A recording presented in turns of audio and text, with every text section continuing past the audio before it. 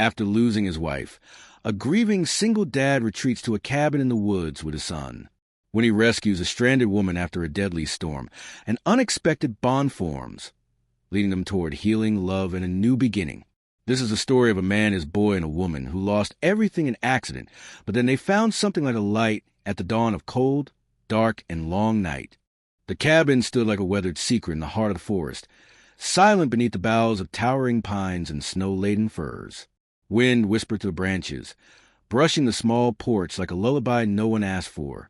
Inside, a kettle hissed on a rusted stove, steam curling into the air as Daniel Keller finished chopping wood and shook the snow from his shoulders. His flannel was damp, and his hands stung from the cold, but it was better that way, better to be busy than still. His 7-year-old son, Noah, sat cross-legged on the wooden floor near the hearth, humming as he built a fragile tower from kindling sticks. The boy didn't say much these days, not since the funeral, not since the accident that carved a mother from their lives like someone tearing a page from a book mid-sentence. Daniel stirred the pot on the stove and added 2 pinches of salt. Lentils. Again, he didn't mind, and Noah never complained. But there were days when Daniel caught the boy pressing his nose against the window, watching the still trees, as though they might peel open and give something back.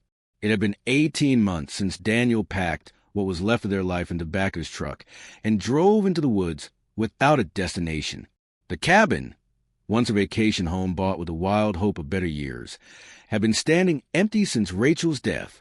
It felt right to come here, where the noise of town couldn't reach them, and people wouldn't look at him with that mix of pity and discomfort. Out here, sorrow didn't feel quite so misplaced. Snow flurried outside, feathering the frozen ground in tight spirals. Winter was cruel, but Daniel respected it. At least winter didn't pretend to be something it wasn't. Noah stood and walked to the door, his boots thudding softly on the old planks. "I heard something," he said, his voice small but steady. Daniel looked up. "What kind of something?" "Like crying." The boy glanced at his father, uncertain. "Out there." Daniel set the spoon down slowly. The forest held 100 sounds, a fox's bark, the creak of icy limbs, distant avalanches. But crying? That was something else. He grabbed his coat, motioned to Noah. "Stay inside. Lock the door behind me." Noah's lips pressed into a line, but he obeyed. Daniel stepped into the cold, boots crunching over fresh snow as he moved beyond the clearing. He paused to listen. Nothing but wind at first, low and lonesome, but then, faintly, a sharp hitch of breath, a sob cut short. His stride quickened, instinct guiding him past a gnarled tree, where Noah sometimes tied scraps of cloth like prayer flags. Down the slope near the creek's edge, he saw a collapsed figure half buried in snow and shadow. His breath caught. A woman. She was curled on her side, trembling violently, her coat torn and damp. Her eyes were open but unfocused, lashes rimmed with frost. "Hey," he said, kneeling beside her. "Hey, you're all right. You're all right now." She flinched when he touched her shoulder. Her lips moved but gave no sound. Daniel checked her pulse. Weak, but there. He shrugged out of his jacket and wrapped it around her before lifting her carefully. She was lighter than he expected, barely more than bone and frozen cloth. As he carried her back to the cabin, her head lolled against his chest, and he heard her whisper one word: "Gone." Noah's face appeared in the window, pale and wide-eyed. He opened the door just as Daniel stepped onto the porch. "Get the blankets," Daniel said. "All of them." They laid her near the fire. Daniel stripped off her wet layers, modest and efficient, covering her with wool and fleece. Her skin was cold as river stone, lips blue, fingers curled in like claws. He worked in silence, methodically. Warmth, fluids, slow pressure. He had done this before, on hiking trips, rescues with Rachel. Back when life had more laughter and less weight. Noah knelt beside her, watching with a quiet intensity. "Is she going to die?" "Not tonight," Daniel murmured. "Not if I can help it." It took hours for her shivering to subside. When her breathing evened out, Daniel finally leaned back, scrubbing a hand over his face. He glanced at Noah. "Go to bed. I'll keep watch. But I'll call you if she wakes up." Noah nodded, eyes lingering on the stranger. Then he padded off to the loft above, leaving Daniel alone with a flickering fire and a woman he didn't know. She didn't stir until dawn. The first rays of light touched the frost on the windows when her eyes opened, green, startled, scanning the room like a trapped animal. She tried to sit up and gasped in pain. Daniel stepped closer, hands open, voice low. "It's okay. You're safe." Her mouth worked before sound came. Where am I?" "My cabin. My name's Daniel Keller. My son found you, or he heard you anyway." She blinked, registering the crackling stove, the quilt around her, the man who spoke with the kind of patience grief teaches. "My name's Isabel," she said, her voice hoarse. "Isabel Grant." Daniel nodded. The name meant nothing to him, but there was a dignity in the way she said it, like it used open doors. "What happened out there?" he asked gently. She closed her eyes, and when she opened them again, they shimmered with unshed tears. "We were camping. Me, my husband, some friends. The storm came fast. I thought we'd be fine. Then, trees falling, wind screaming like it hated us. I lost them. I don't even know how. Just lost them." Her words faltered, and her shoulders shook. Daniel didn't press further. He offered her a mug of hot tea and let the silence stretch, giving her space to breathe without the weight of explanation. Noah appeared on the stairs, holding a bowl of porridge. "I made this," he said shyly, setting it near her. Isabel managed a small smile. "Thank you, sweetheart." They spent the day in a haze of quiet care. Isabel remained on the cot near the fire, sipping broth, occasionally dozing. Her ankle was swollen, ribs likely bruised, but she was lucky, alive, no frostbite, no broken bones. By evening, color had returned to her cheeks. She watched as Daniel showed Noah how to whittle a branch into a bird, their hands working in tandem. "Your wife?" she asked quietly during a lull. "Is she?" Daniel didn't flinch. He looked at the fire. "She died 2 years ago. Car accident." "I'm sorry." He gave a faint nod. "Me too." The fire crackled. Outside, snow drifted lazily. Isabel closed her eyes and leaned back. For the first time in days, she wasn't running or freezing or screaming, just breathing. Over the next 2 days, they fell into a rhythm. Daniel was attentive without being intrusive, his manner both spare and kind. Isabel, though weak, insisted on helping, chopping vegetables, teaching Noah card tricks, asking about the best place to spot deer tracks. She was different than Daniel expected, not entitled or fussy, despite her clearly expensive parka and designer boots drying by the stove. There was a steeliness beneath her softness, a quiet will to reclaim something she hadn't named yet. One afternoon, she stood at the window, arms wrapped around herself. "I think I know," she said. "I think I know they're gone. My husband, my friends. We always hiked together. They wouldn't have left me." Daniel stood beside her, not touching her, just present. "I keep thinking about the last thing I said to him," she continued. "It was something stupid, like we should have booked the spa instead. I didn't mean it." "We never think the last words are the last," Daniel said. She looked at him then, really looked. "How do you live with it?" "I don't know if I do," he admitted. "Some days I just try not to make it worse." Isabel nodded.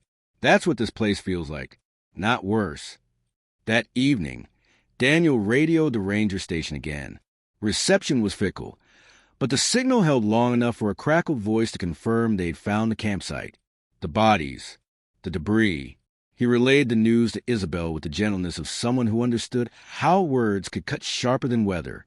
She sat for a long time after that, her face unreadable. Noah crawled into her lap without asking. She wrapped her arms around him and cried quietly into his hair. The next morning, she didn't pack to leave. Instead, she helped Daniel salt the path leading to the creek. She braided Noah's hair. She watched the trees sway in the wind and whispered something only they could hear. Daniel didn't ask when she planned to go. He only stoked the fire, made an extra portion of stew, and let the silence do its work. That night, as the sky painted itself in dusky lavender, Noah drew a picture of the three of them by the cabin. Isabel laughed softly when he showed her. "You drew me too?" You're part of it now, Noah said simply. Daniel looked away, emotions swimming just beneath the surface. Later, after Noah had fallen asleep beside the fire, Isabel remained awake, wrapped in one of Rachel's old blankets. She traced the edge of it with her finger. I think I'll come back, she said softly, not looking at Daniel. He tilted his head. You haven't left yet. She smiled. I mean later, after they take me out, after I bury everything, if that's all right. Daniel met her gaze. It was steady, hopeful in a fragile way. This place isn't much, he said, but it's honest. If you want that, you're welcome. They said nothing more. The fire burned low. Outside, snow began to fall again, soft and slow, like forgiveness descending. And inside the cabin, something unspoken took root, tender, uncertain, but alive. The snow didn't let up for 3 more days after the rescue team came. They arrived in a pair of snowmobiles, yellow jackets flashing between the trees like streaks of misplaced sunshine. Isabel left with them reluctantly, bundled and solemn, promising Noah she'd be back. The boys stood silent on the porch as they disappeared into the pines, one mittened hand raised long after she was gone. In the days that followed, Daniel noticed how quiet the cabin became, not in the absence of sound. Noah still whispered stories of fire, the kettle still hissed, but in spirit. The color had dulled. Even the dog-eared children's books seemed more faded than usual. Daniel didn't say anything. He didn't need to.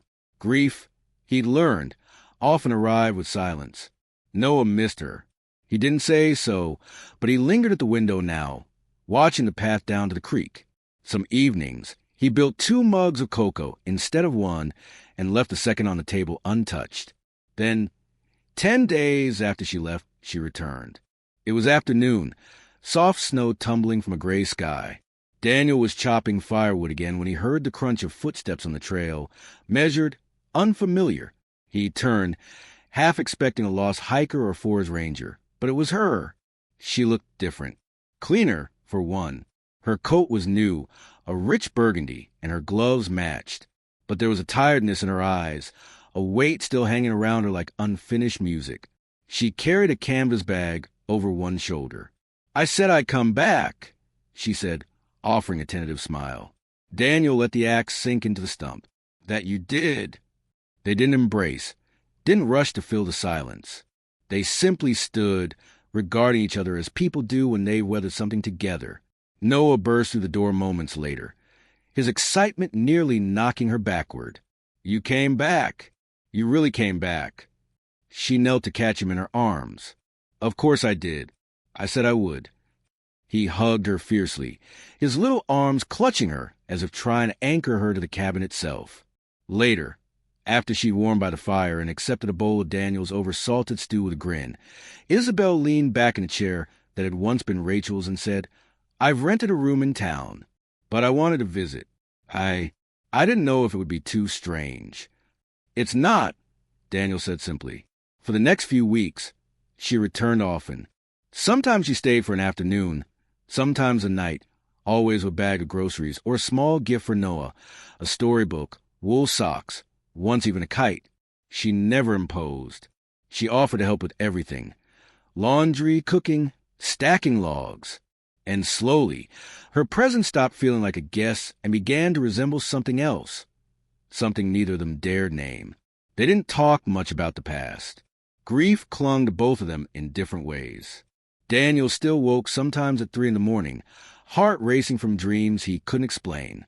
Isabel would gaze too long into the fire some evenings, her fingers tight around her mug, but they moved through these things together, wordless and steady. One night, the power went out. A storm rolled in fast, wind howling, snow slicing sideways against the windows. The generator sputtered and died. Candles were lit. Blankets were pulled from trunks. The fire was stoked until its glow pulsed like a heartbeat. They played cards by the hearth, shadows dancing on the walls. Noah snuggled between them, sleepy and warm. You're good with him, Daniel said, his voice low. Isabel glanced at the boy. He's easy to love. Daniel hesitated. You had kids? No, her smile dimmed slightly. We were trying. For years. Never worked out. Maybe it wasn't meant to. Daniel didn't pry. But something inside him stirred, recognition, maybe, or longing. Noah fell asleep shortly after, his head on Isabel's lap. She brushed a curl from his forehead. I forgot what quiet joy felt like, she whispered. The snow didn't let up for 3 more days after the rescue team came. They arrived in a pair of snowmobiles, yellow jackets flashing between the trees like streaks of misplaced sunshine. Isabel left with them reluctantly, bundled and solemn, promising Noah she'd be back. The boys stood silent on the porch as they disappeared into the pines, one mittened hand raised long after she was gone. In the days that followed, Daniel noticed how quiet the cabin became, not in the absence of sound. Noah still whispered stories of fire, the kettle still hissed, but in spirit. The color had dulled.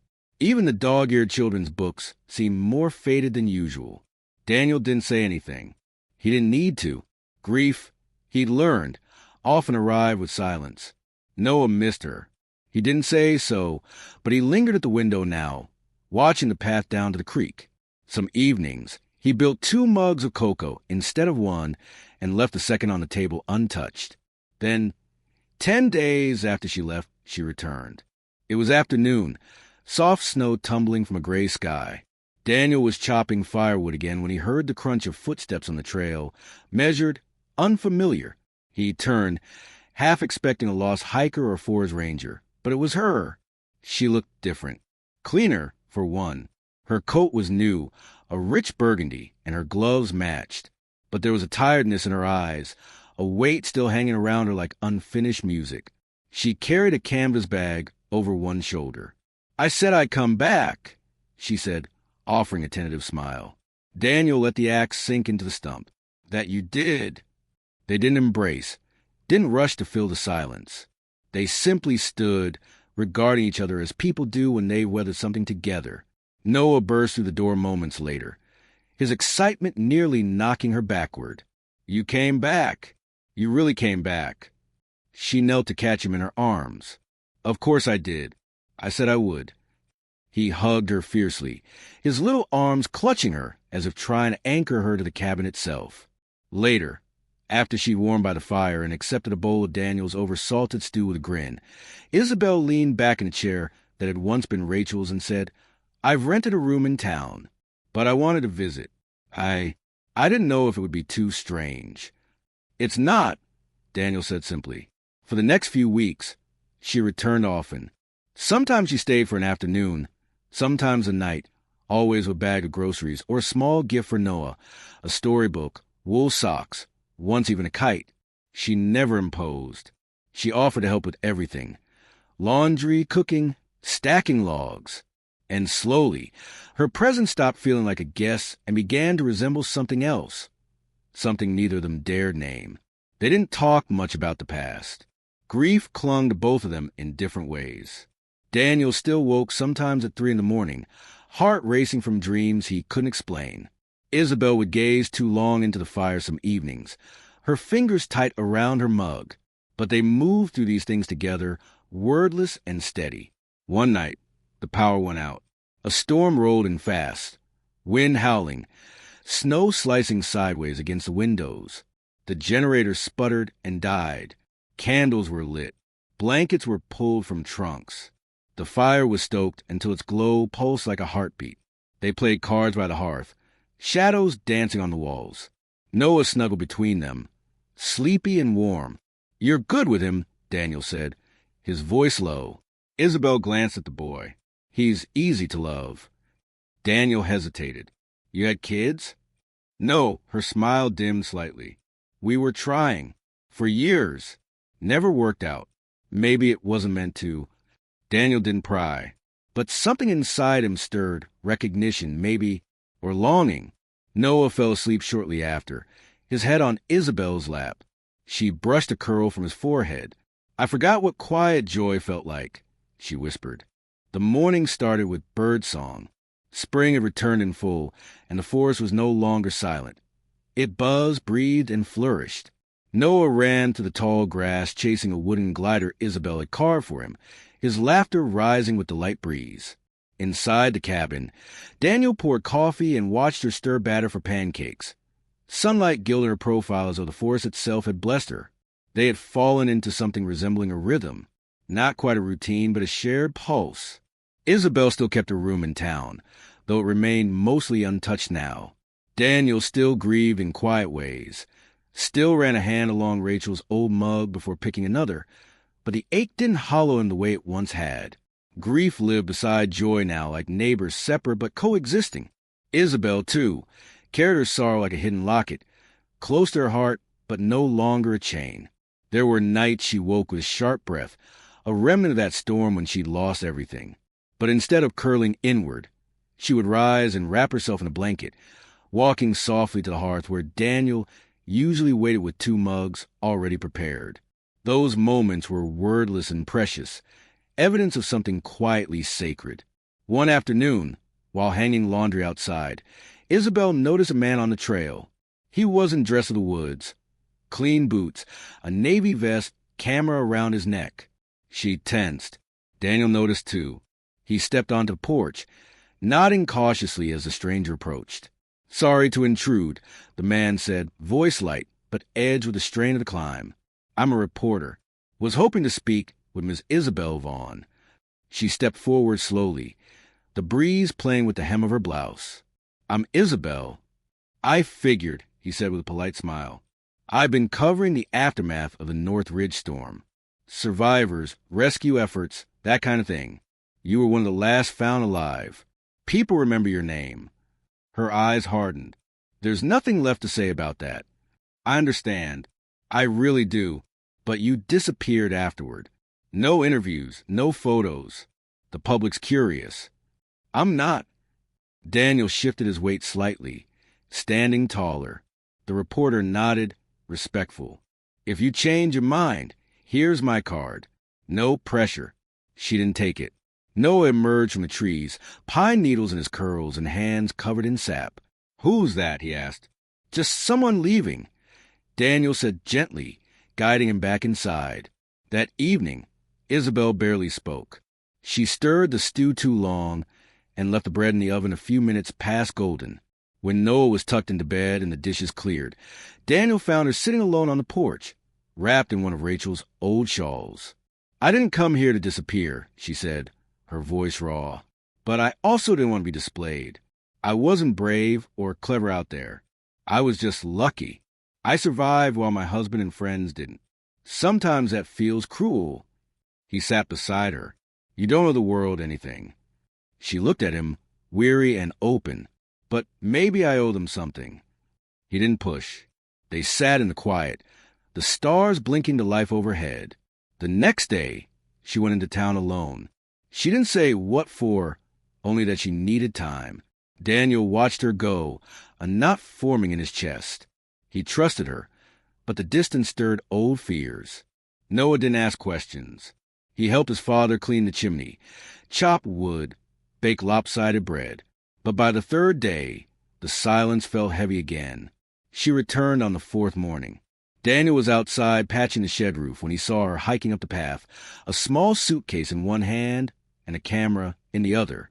"Got something to show you," she said when she reached him. Inside, she pulled out a small photo album.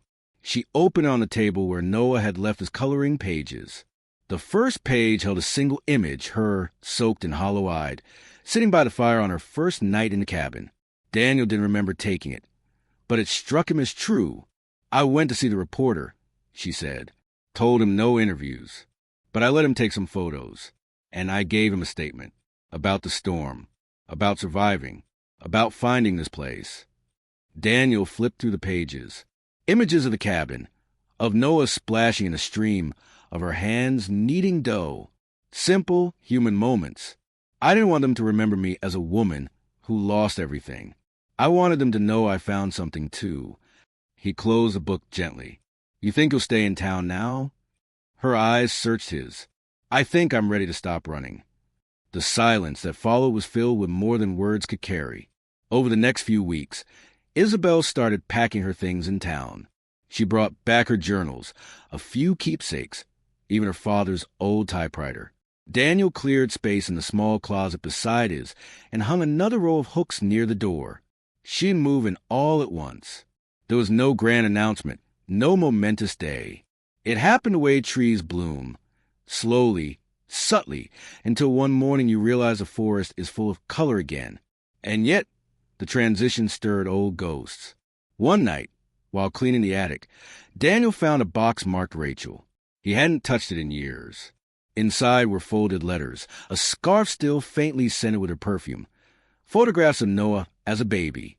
He sat there for hours, the wind howling against the roof, memory after memory washing over him. Isabel found him there. He looked up, ashamed. I didn't mean to. She knelt beside him, her hand finding his. You don't need to explain. She was my everything, he said quietly. And you were hers, Isabel replied. I don't want to erase that. I just want to be part of what comes after. He leaned into her, letting the tears come. Grief wasn't a betrayal. It was a testament. From that day, the past stopped feeling like an obstacle. It became part of the foundation they stood on. As spring warmed into early summer, the cabin came alive with new habits. Daniel taught Isabel to repair the water pump. She showed him how to pickle carrots. Noah started sleeping through the night again, his dreams unburdened. They planted a garden together, tomatoes, beans, and a hopeful row of strawberries. One day, as they weeded the edges, Noah said, "We should build another room." Daniel looked up. "Why?" "In case we need more beds someday." Isabel smiled but said nothing. Later, while they cleaned up, Daniel asked, "You ever think about that? Starting over? Building something new?" She paused, her eyes resting on the horizon. "Sometimes, but not the way I used to. I don't want to fill an absence. I want to grow something that's already here." He took her hand, pressing it to his chest. "Then let's see what grows." The days continued, small and bright. There were setbacks, of course. A pipe froze unexpectedly. A storm knocked out the power again, and Isabel once woke screaming from a dream she couldn't explain. But they weathered it all together. One evening, they found themselves walking along the ridge above the lake. The sky was streaked with violet and rose, and the air smelled of pine and distant rain. "This place saved me," she said. "You saved yourself." "Maybe," she admitted. "But you and Noah reminded me what I was saving myself for." He stopped walking. "I love you." She turned to face him, her eyes shimmering. "I love you, too." It wasn't rushed. It wasn't dramatic. But it felt whole. They walked back in silence, hands clasped, the trail behind them lit by a fading sun. Back at the cabin, Noah greeted them with an excited shout. "Come see! Come see!" He led them behind the house, where a small birdhouse now hung from the old cedar tree. "I made it at school," he beamed. "So birds can have a home, too." Isabel crouched beside him, touched the smooth edges. "It's perfect." Daniel rested a hand on his son's shoulder. "Just like this place." Noah looked up at them. "Does this mean we're a real family now?" Isabel's breath caught, but she nodded. "Yes, sweetheart. I think we are." The night ended with stories around the fire, laughter echoing into the woods.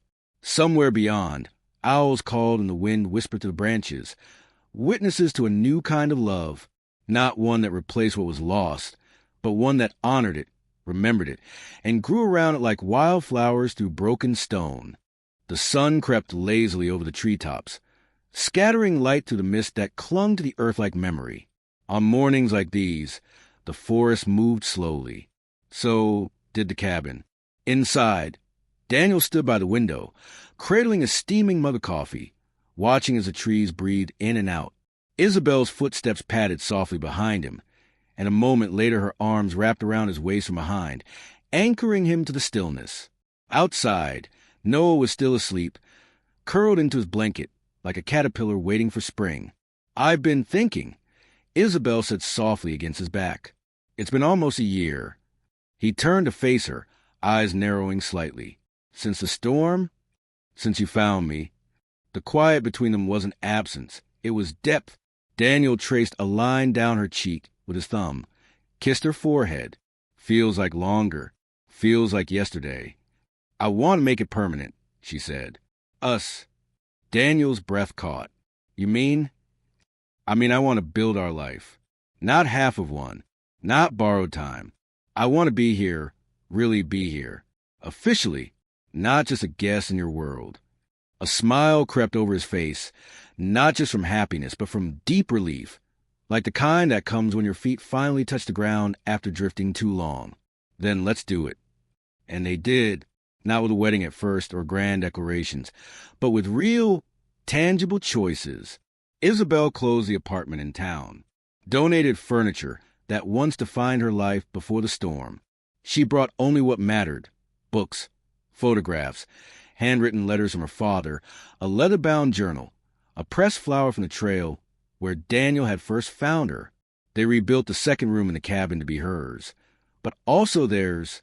They opened windows that hadn't been touched in years and let the light crawl in like it was claiming something sacred. Noah adjusted seamlessly. He'd already begun calling her Belle in the casual, affectionate way only children can get away with. They planted more things together: zucchini, lavender, a crooked fence for climbing vines. On weekends, they built a chicken coop and took turns naming the hens. Noah insisted on calling one of them Ranger, despite Isabel's protest that was a dog's name. One afternoon, while they repaired a squeaky porch step, Daniel looked up at her, saw a strand of hair stuck to her cheek, saw the faintest freckles brought out by sun, and felt a sudden bolt of clarity. I think we should marry, he said. She dropped the screwdriver and blinked at him. What? I don't mean we have to have a big thing, or even now, but I want to, one day, when we're ready. Isabel stared at him, stunned silent. I don't want to replace anything, he continued. Rachel will always be part of this place, part of Noah, but you're here now. You're in every part of this life we're making. I want it to be yours too. Tears welled in her eyes, not from shock, not even from joy, but from the peace of being seen. One day, she whispered, when we're ready. Time moved gently after that. The seasons did their work. Spring turned to summer, and summer mellowed into a golden, generous fall. Isabel began writing again, something she'd avoided since the storm. Not just journaling, but real stories. She even submitted an essay about her experience for a Nature magazine and received a handwritten reply months later. You remind us that survival is more than living. It's learning how to love again. Daniel never read it without blinking hard. Life settled into something warm and imperfect. They argued sometimes about whether the maple tree should be trimmed, whether Noah could have dessert before dinner, whether Daniel's old habit of fixing everything alone was noble or just stubborn. But the love in their home always endured past the echo of disagreement. One evening, they hosted a few locals from a nearby town for a small harvest dinner. It was the first time the cabin had been that full since Rachel passed. Isabel cooked until the kitchen steamed with spices. Daniel smoked trout over cedar. Noah ran barefoot, weaving between guests with a buttered roll in each hand. Laughter rolled out of the cabin and spilled into the night like wind chimes in a breeze. An older woman named Myra took Daniel's hand as the stars came out. Your wife would have loved this, she said. He nodded, tears brimming. She would have, and she would have loved Belle too. Later that night, as the embers glowed low and dishes sat rinsed but not put away, Isabel came to find him outside. They stood under the stars together, arms entwined, silence stretching softly between them. Thank you for not giving up on the cabin, she said. I almost did, he replied. It was hollow without her. I thought maybe I'd stay until I faded too. But you didn't. No, he said, looking at her. You brought something back. She tilted her head. What? Laughter. Light. The will to look forward instead of only back. She leaned against him, heart press a heart. You did that for me too. Months passed. Snow came gently that winter, blanketing the trees in a soft hush. On Christmas morning, they unwrapped hand-knit scarves and jars of jam, small things they'd made for each other. Isabel gave Daniel a carved wooden locket shaped like a pine cone. Inside, 2 tiny photos, one of Rachel and Noah, one of her and Daniel. I carry you both, she said. You and her. He kissed her, deeply, reverently. One afternoon in early spring, Noah ran into the cabin breathless. "There's someone on the road." Daniel stepped out to find a sleek black car at the edge of their drive. A man in a crisp suit climbed out and approached with a diplomatic air. "Ms. Vaughn," he asked when he reached them. "I represent the estate of James Whitmore." Isabel's brows drew together. "My father's old business partner?" "Yes. He passed away a few months ago. In his will, he left you a property. It's not large, but it's on the coast. There's a trust fund attached as well. Enough to renovate or sell. The choice is yours." She didn't speak for a long time. Later, when the man had gone and the car's tires no longer crunched gravel, she sat quietly by the hearth. Daniel handed her a cup of tea and sat beside her. "It's strange," she said. "All this time I thought everything from that life was gone. And now, I don't know. It feels like a final door opening. Or closing. I'm not sure which. You want to visit it?" She hesitated. "Maybe. Would you come?" "Of course." So they did. The three of them packed up for a week and drove south along winding roads until the trees changed and the sea came into view. The house was small and weather-worn, with salt clinging to the shutters and wildflowers blooming along the path. Inside, it smelled of cedar and dust. A piano sat in the corner, out of tune, but full of memory. Isabel walked from room to room with quiet reverence, her hand brushing old frames and faded curtains. Daniel watched her, recognizing something in her face, a woman reclaiming a part of herself. They stayed for 5 days, watched the sunrise on the porch, let Noah build sandcastles, lit candles in the old fireplace, and talked late into the night. When they left, Isabel locked the door gently. "I think we should keep it," she said in the car. "Not as a home, but as a place to visit, to remember, like a book you don't read every day, but never want to lose." Daniel squeezed her hand. "Then we will." Back at the cabin, the trees welcomed them like old friends. Spring had returned again, bringing with it wild strawberries and birdsong. One quiet evening, Daniel stood by the lake with Noah skipping stones beside him. Isabel approached, something small in her hand. "I have something," she said. He turned, curious. She opened her palm. A simple silver band. "No proposal, no speeches," she said, a smile playing at the corner of her lips. "Just an answer to the question you asked months ago." Daniel's face softened. "You're sure?" She nodded, slipping the ring into his hand. "I'm sure." He took her in his arms, slow and strong. "Then let's call this our beginning." And so they did. The ceremony was modest, just the three of them in the forest and the memory of everything that brought them there. Isabel wore a dress made of linen and lace, and Noah carried a basket of pine cones, dropping one at her feet with each step she took. Daniel recited his vows with tears running freely. She read hers from a page tucked in her journal. Afterward, they danced barefoot under the trees, and a breeze moved through the woods as though even the air was blessing them. Years passed, but the rhythm never broke. Seasons came and went. The garden flourished. Noah grew taller. Daniel and Isabel built a small studio beside the cabin where she could write and he could carve. They grew old together in that quiet, wild place, not untouched by the world, but grounded by love, healed by time, and steady in their choice to walk life side by side. Not perfect, but whole.